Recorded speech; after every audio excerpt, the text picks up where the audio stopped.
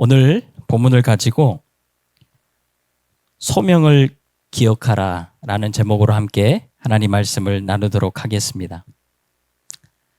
자, 외국 사람들이 우리나라를 와서 놀라면서 또 신기해하는 것이 있습니다. 부러워하지요. 우리나라는 모든 것이 안전하다는 거예요. 그래서 남녀노소 누구든지 밤늦게 어디든지 걸어 다녀도 가능하다는 거예요. 여러분, 이런 안전한 나라가 세상에 어디 있겠습니까?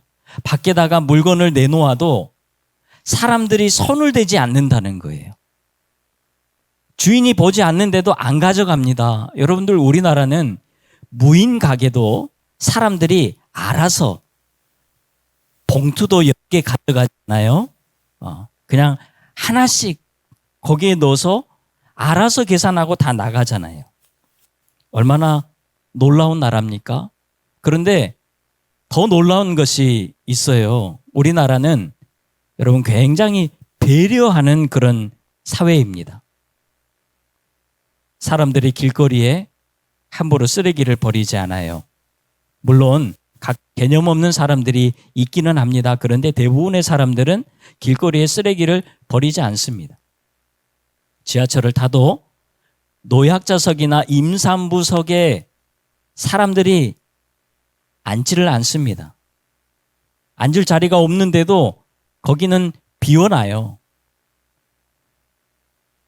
아무리 개인주의 사회가 되었다고 하지만 그래도 아직까지 우리나라는 그래도 참 괜찮은 사회인 것 같아요.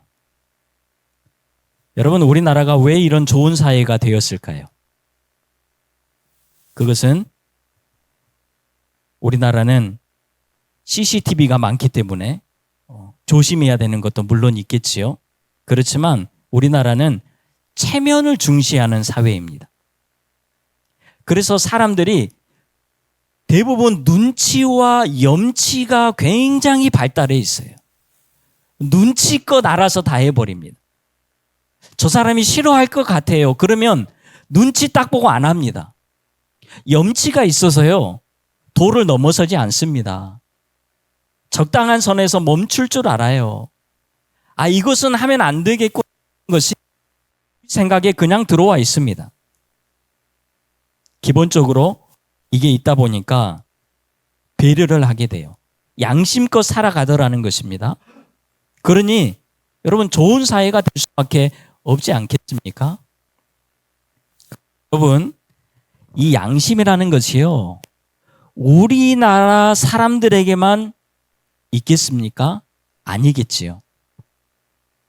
사실 모든 사람들에게 이 양심이라는 것이 다 있습니다. 하나님께서 모든 사람들에게 이 양심이라는 것을 다 넣어 놓으셨습니다. 그래서 믿지 않은 사람이라고 할지라도 여러분, 죄를 지으면 불편한 마음이 있어요.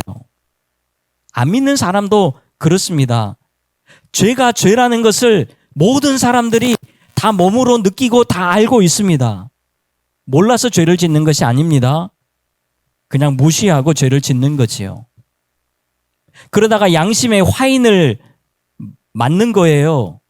화인을 맞으면요, 감각을 잃어버리게 됩니다. 그래서 어느 순간부터는 죄가 죄인 줄 모르고 그냥 살아가더라는 거예요. 여러분, 처음 죄 짓기가 힘들지 짓다 보면 죄도 사실 지을만 하거든요. 죄를 지어도 아무 일이 일어나지 않으니까요, 마치 괜찮은 것처럼 우리가 살아가더라는 것입니다. 그래서 계속 죄를 짓는 거예요. 그리고 양심의 화인, 여러분, 이 낙인으로 나를 가려버리는 것입니다. 디모데전서 4장 2절에 이렇게 말씀하지요. 같이 읽습니다. 시작. 자기 양심이 화인을 맞아서 외식함으로 거짓말하는 자들이라. 잘 보십시오. 양심은 찔림이 있지만 마치 그것이 아닌 것처럼 이 낙인으로, 화인으로 가려버리는 거예요. 양심이 없어서 그런 것이 아닙니다. 감추는 거지요. 숨겨버리는 것입니다. 하나님께서 모든 사람들에게 양심을 주셨다니까요. 모든 사람들에게 있어요. 그런데 유독 우리나라 사람들에게만 이 양심이 발달해 있으니 얼마나 좋습니까? 자, 그런데 여러분, 이 양심이라는 것이요, 사람들을 대할 때에는 굉장히 좋은 것이지만 하나님 앞에서의 양심, 하나님 앞에서의 따지는 내 양심, 이 염치를 따지는 것은요, 사실 그렇게 좋은 것이 아닙니다. 종종 이런 분들이 있어요. 계속 반복되는 죄를 짓고 또 계속 반복되는 그 연약함 때문에 하나님께 나아가는 것이 죄송하다는 거예요. 하나님께 매번 달라고 하는 것이 이제는 염치가 없어서 못하겠다라는 것입니다. 물론 그럴 수 있어요. 그런데 여러분, 우리가 하나님 앞에서 솔직히 무슨 염치가 있습니까? 원래 우리 염치 없잖아요. 사람들에게는 염치가 있어야 돼요. 그런데 하나님 앞에서는 우리 염치 없어요. 양심이 어디 있습니까? 죄 짓고 용서받고 또 죄 짓고 용서받고 안 한다고 하면서 또 죄 짓고 용서받고 계속 그렇게 우리 살아왔잖아요. 하나님 주세요. 하나님이 주시면 우리는 또 그것을 내가 얻은 것처럼 살아가잖아요. 어느 순간이 없으면 또 하나님 주세요. 그러면 마치 내가 한 것처럼 우리는 또 살아가는 것입니다. 앞으로도 우리 그렇게 살아갈 거예요. 원래 우리는 염치가 없는 사람들입니다. 하나님 앞에서는. 하나님께서도 다 아실 거예요. 그런데 우리가 양심 따지고 염치 따지고 할 것 있겠습니까? 예수님 부르시면 주님 죄송합니다. 그러면서 그냥 나아가면 되는 거예요. 주님이 부르시면 주님 죄송합니다. 그냥 또 가는 거예요. 여러분, 때로는 이런 뻔뻔함이 우리에게 조금 필요하기도 합니다. 얼마 전에 저희 아이가 새벽부터 혼나고 등교를 한 적이 있습니다. 그런데 점심쯤에 이 아들에게 문자가 오는 거예요. 아빠 죄송합니다. 앞으로 잘할게요. 여러분, 이렇게 문자 보내면 얼마나 좋겠습니까? 그런데 그런 말은 전혀 없어요. 아빠, 용돈 좀 보내줘요. 돈 없어요. 그게 끝이에요. 그런데 그것을 보면서 이 아이가 이렇게 염치 없이 행동하나? 여러분, 이런 마음이 들었을까요? 그런 마음이 안 들더라고요. 그냥 그 모습이 또 귀여운 거예요. 그냥 받아지는 것입니다. 여러분, 하나님께서 우리를 향한 모습도 그러지 않겠습니까?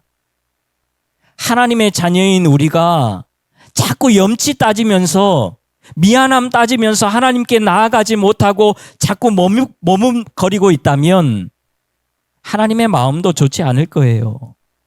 누가복음 15장에 보면 우리가 잘 아는 탕자의 비유가 나옵니다. 둘째 아들이 아버지의 재산을 가지고 나가서 다 탕진한 후에 돌아옵니다. 그런데 이 아버지는 아무것도 묻지를 않아요. 혼내지 않습니다. 그냥 그 아이를 받아주는 거예요. 그리고 모든 것을 회복시켜 주는 것입니다. 이것이 은혜이고 하나님의 사랑이고 예수님의 마음입니다. 그래서 예수님께 그냥 나아가면 되는 거예요.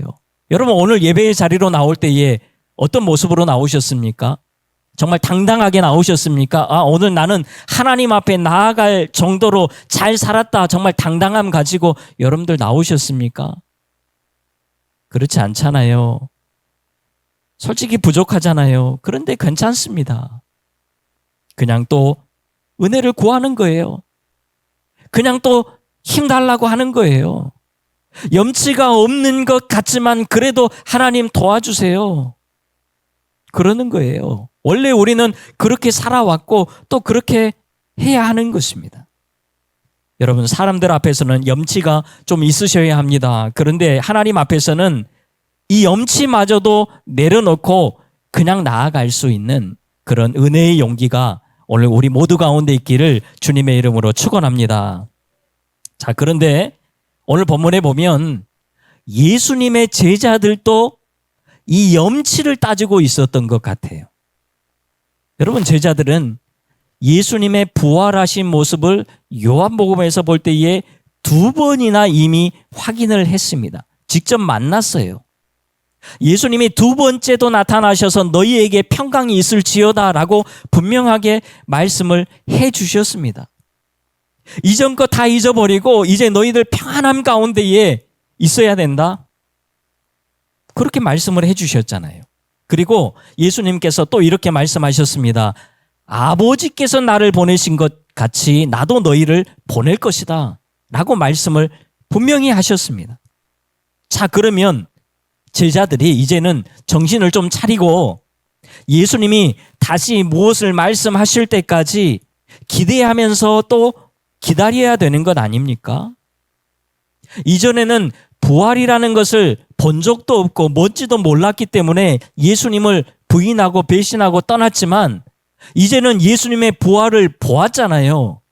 그러면 이제는 그러면 안 되는 거예요. 그런데 오늘 본문 앞부분을 보니까요. 베드로와 다른 7명의 제자들이 우리가 이름만 들으면 알만한 그런 사람들이 또다시 예수님을 버리고 예수님을 떠나가 버린 거예요. 자기 고향 갈릴리로 돌아갑니다. 디베랴 호수에 가서 그냥 아무 일 없었던 것처럼 물고기를 잡습니다. 여러분, 제자들이 왜 이렇게 했을까요?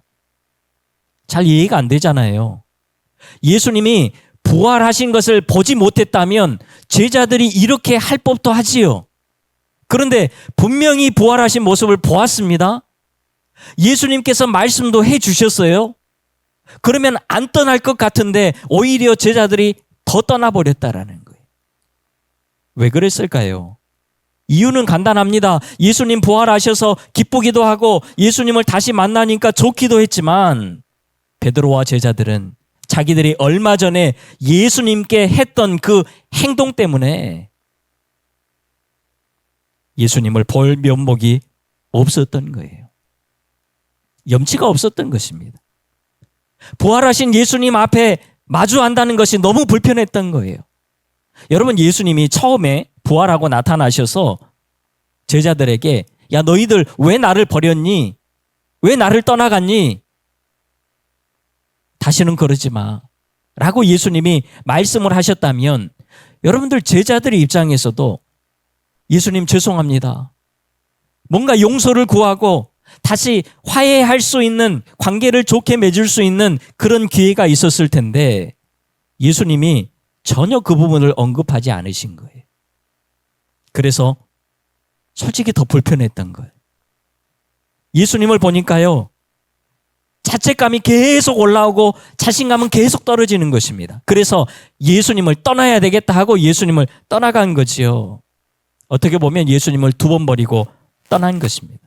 그런데 오늘 본문 1절에 보니까요, 예수님께서 제자들에게 자기를 다시 나타내셨다라고 말씀을 합니다. 다시 찾아오신 거예요. 한 번은 그렇다 치고 2번이나 예수님을 버리고 떠난 제자들에게 예수님께서 다시 찾아오신 것입니다. 그렇습니다. 여러분, 우리 예수님은요, 우리를 끝까지 사랑하셔서 우리를 끝까지 버리지 않으시는 분이신 줄로 믿습니다. 우리를 끝까지 사랑하셔서 우리를 끝까지 버리지 않아요. 여러분, 세상은 끝나도 예수님의 사랑은 절대로 끝나지 않습니다. 혹시 우리가 예수님을 버리고 떠나도요, 예수님께서 또다시 찾아오는 거예요. 여러분, 떠나보세요. 예수님 또 찾아가십니다. 돌아올 때까지 찾아가실 거예요. 우리를 절대로 버리지 않으십니다. 히브리서 13장 5절에 보면 이런 말씀이 있죠. 같이 읽습니다. 시작. 돈을 사랑하지 말고 있는 바를 족한 줄로 알라. 그가 친히 말씀하시기를 내가 결코 너희를 버리지 아니하고 너희를 떠나지 아니하리라 하셨느니라. 아멘. 우리를 버리지 않고 떠나지 않으신다라고 말씀을 하십니다. 그런데 그 앞에 뭐라고 말씀하지요? 돈을 사랑하지 말라고 말씀을 하십니다. 여러분, 세상을 살아가는데 돈이 얼마나 필요합니까? 돈 없으면 살기 어렵잖아요. 그런데 하나님께서 돈을 사랑하지 말라는 것입니다. 무슨 말일까요? 돈이 없어도 걱정하지 말라는 것입니다. 왜 그럴까요? 하나님께서 책임지시겠다는 건 아니겠습니까? 하나님께서 채워주시겠다는 거예요. 그러니 돈 때문에 실족하지 말고 하나님으로 만족하라는 것입니다. 여러분, 우리 하나님은 우리를 끝까지 찾아오실 거예요. 그리고 끝까지 우리의 삶을 책임져 주시는 분이십니다. 우리가 떠나가도 또 찾아오시고, 우리가 또 버리고 가도 또 찾아오실 거예요. 그러니까요, 여러분, 예수님이 우리를 찾아오시고 우리를 부르시면요, 우리가 염치를 따질 게 아니에요. 양심 따질 게 아닙니다. 그냥 하나님 앞에 염치 불구하고 나아가면 되는 것입니다. 그래야 덜 민망하는 거예요.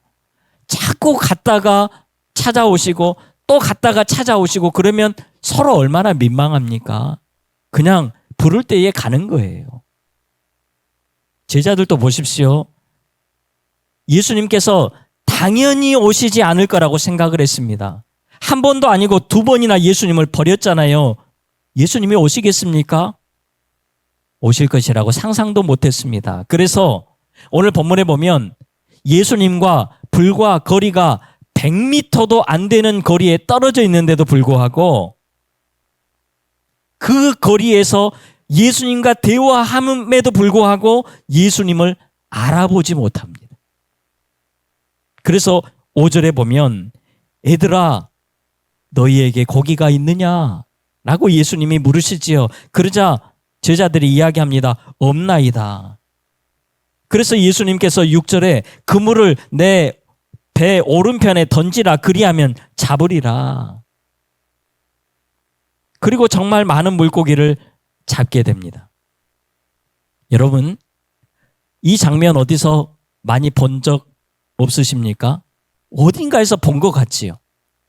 지금 이 대화 우리가 어딘가에서 본 것 같아요. 성경을 너무 많이 보다 보니까 요한복음을 많이 봐서 생소하지 않고 그냥 익숙할 수 있어요.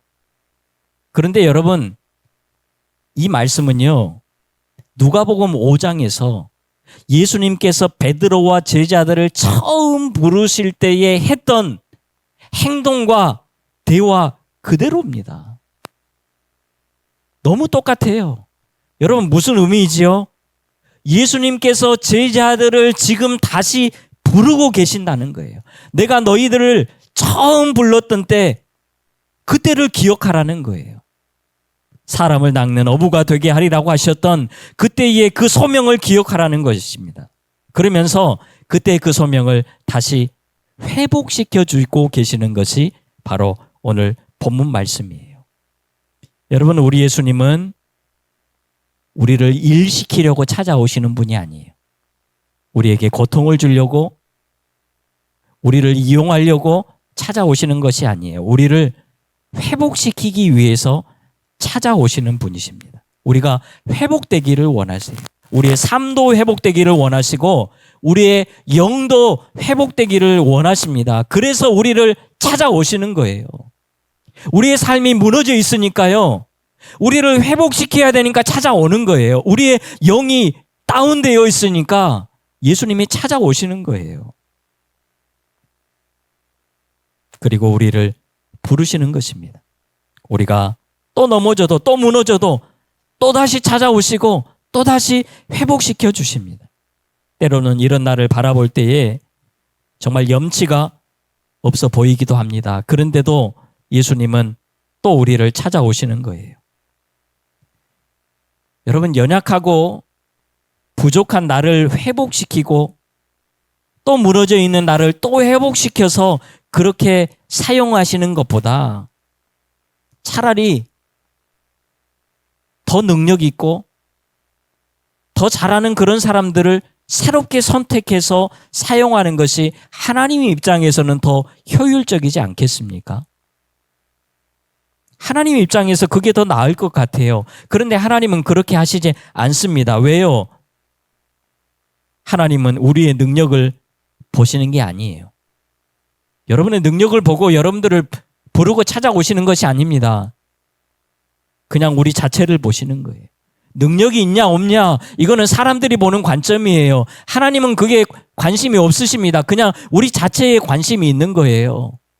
잘하냐 잘못하냐 도움이 되냐 안 되냐 그거는 중요하지 않다는 거예요. 하나님은 그냥 우리 자체에 관심을 두고 계십니다. 어차피 우리 능력은 필요 없어요. 하나님이 우리에게 능력도 주시고 하게 하실 거예요. 우리가 잘 아는 말씀이 있잖아요. 이사야 41장 10절 같이 읽습니다. 시작. 두려워하지 말라. 내가 너와 함께함이라. 놀라지 말라. 나는 내 하나님이 됨이라. 내가 너를 굳세게 하리라. 참으로 너를 도와주리라. 참으로 나의 의로운 오른손으로 너를 붙들리라. 아멘. 하나님께서 다 하시겠다는 것입니다. 우리는 그냥 부를 때에 나아오기만 하면 된다는 거예요. 내가 다 할 테니까 너는 소명만 기억해.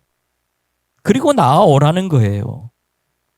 오늘 우리도 이런 동일한 주님의 음성을 듣고 주님 앞으로 나아갈 수 있는 우리 모두가 다 될 수 있기를 간절히 바랍니다. 그냥 나아가면 되는 거예요. 염치 불구하고 나아가면 되는 것입니다. 그러면 돼요. 다른 거 필요 없습니다. 결국 제자들 모두 예수님께로 나아오게 됩니다. 요한이 예수님을 가장 먼저 알아봅니다. 그런데 행동파였던 베드로가 가장 먼저 움직여요. 배에서 그냥 뛰어내려서 물을 건너서 예수님께로 향합니다. 그리고 다른 제자들은 작은 배로 옮겨 타서 예수님께로 나아왔다라고 성경은 말씀을 하고 있지요. 그러자 예수님께서 이들에게 무엇을 말씀하십니까? 다른 말씀하지 않으세요. 너희들 왜 또 도망갔니? 내가 너희들 보내겠다고 이야기했으면 기다려야지 라고 말씀하지 않으십니다. 그냥 아침을 차려주시는 거예요. 생선도 구워주시고요. 떡도 주십니다. 제자들을 그냥 위로하시는 거예요. 너희들 고생 많이 했다. 힘내라. 괜찮아. 그냥 먹고 힘내. 그러시는 거예요. 여러분 예수님 앞에서 양심 따지고 염치 따지고 하지 마세요. 그냥 오라고 하면 가면 되는 거예요. 그러면 우리를 위로해 주시고요. 우리에게 힘 주시고 능력을 주신다니까요.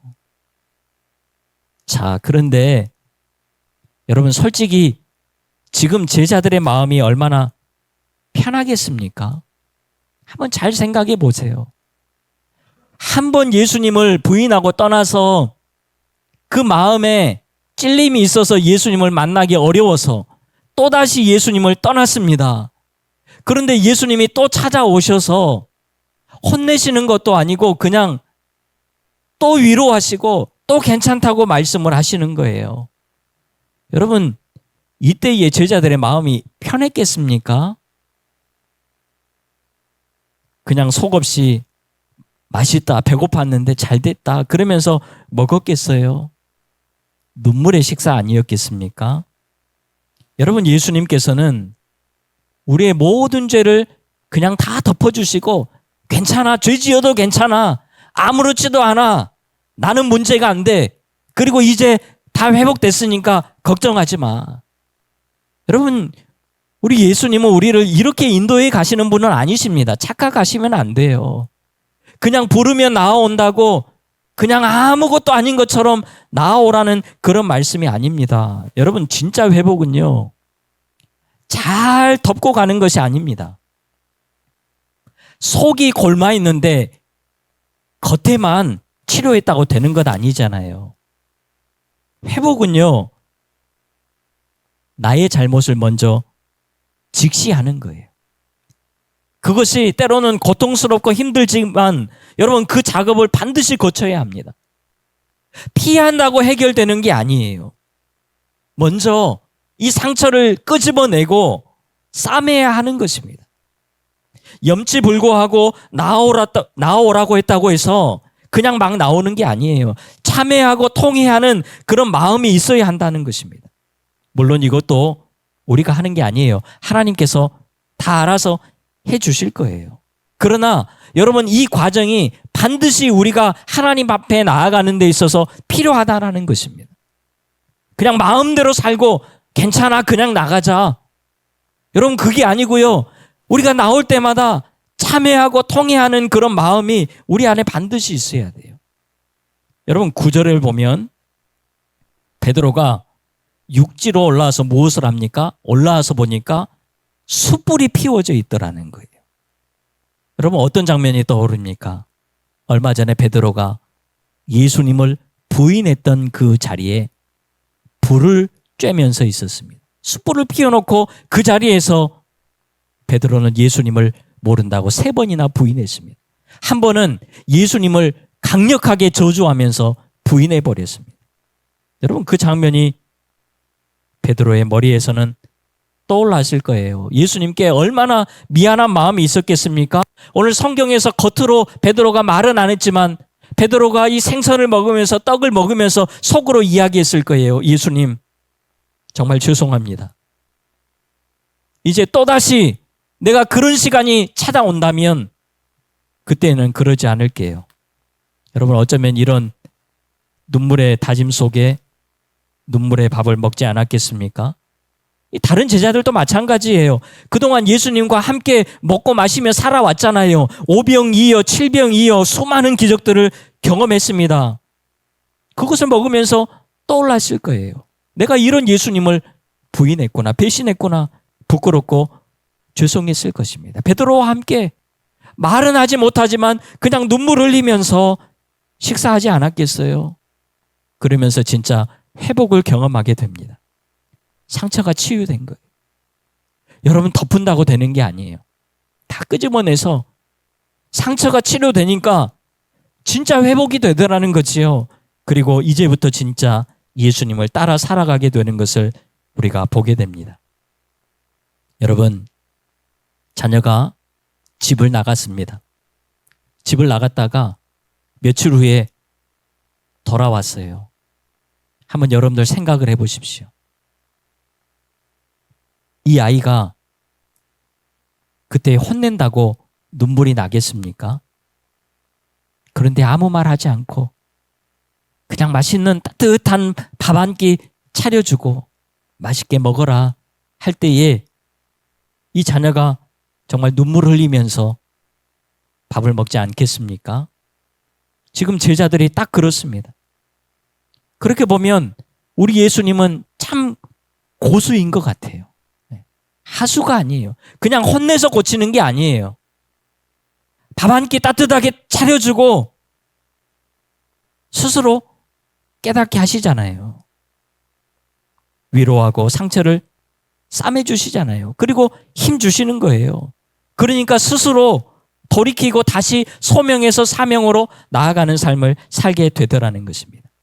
여러분 하나님께서 오늘 우리를 부르십니다. 아마 2가지로 부르실 거예요. 어떤 사람에게는 처음 부르시는 콜링이 있을 거예요. 또 어떤 사람에게는 다시 찾아와서 부르시는 커밍이 있을 겁니다. 콜링이 있고 커밍이 있어요. 하나님이 어쨌든 우리를 부르십니다. 왜요? 우리를 위로하시려고, 우리의 상한 심령을 싸매어 주시려고, 우리에게 힘 주시려고, 그래서 우리를 회복시키시려고 그러시는 거예요. 우리를 찾아오시는 이유는, 부르시는 이유는 그거 하나입니다. 그런데 우리가 염치 따지고 양심 따지면 되겠습니까? 그동안 못했는데요. 하나님 또 해봤자 하다가 말 텐데요. 그러지 마시고 주님이 부르실 때에는 여러분 언제든지 주님 죄송합니다. 우리의 부족함과 연약함을 고백하면서 나아가면 되는 거예요. 이렇게 먼저 하나님의 부르심에 소명에 반응하고 살아가는 우리 모두가 다 될 수 있기를 간절히 소망합니다. 순간순간 하나님이 우리를 부르실 거예요. 말씀을 듣는 중에 여러분들의 삶의 현장에서 하나님께서 부르실 때에 그냥 다른 것 이야기하지 마세요. 알겠습니다, 주님. 주님 죄송합니다. 그러면서 우리의 삶을 다 내어놓고 주님 앞으로 나아갈 때에 우리 주님의 위로와 치료가 있게 될 것이고 우리에게 힘을 주실 것이고 이제는 우리가 소명을 기억하고 더 나아가서 사명으로 나아가는 삶을 살아가게 될 것입니다. 이 사명으로 나아가는 것은 어떤 것이냐? 우리가 다음 주에 뒷말씀을 통해서 살펴보도록 하겠습니다. 여러분, 한 주간도 하나님의 부르심에 응답하고 각자마다의 부르시는 이유가 있습니다. 그 이유에 합당하게 우리가 깨닫고 또 잘 살아갈 수 있는 우리 귀한 성도님들 다 될 수 있기를 주님의 이름으로 축원합니다. 기도하겠습니다. 하나님, 우리를 부르실 때에 우리가 주저하지 않고 주님 앞으로 달려나아갈 수 있는 그런 믿음의 용기가 우리 모두 가운데 있게 하여 주시옵소서. 예수님의 이름으로 기도하옵나이다. 아멘.